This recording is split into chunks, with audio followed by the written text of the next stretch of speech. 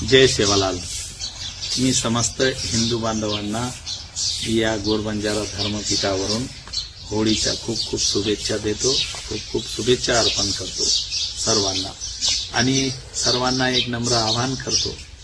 आपण दरवर्षीप्रमाणे नाही तर शेकडो वर्षापासून हा होळीचा सण आपण साजरा करत असतो आणि होळीच्या निमित्ताने रंगपंचमीचा कार्यक्रम आपण साजरा करतो।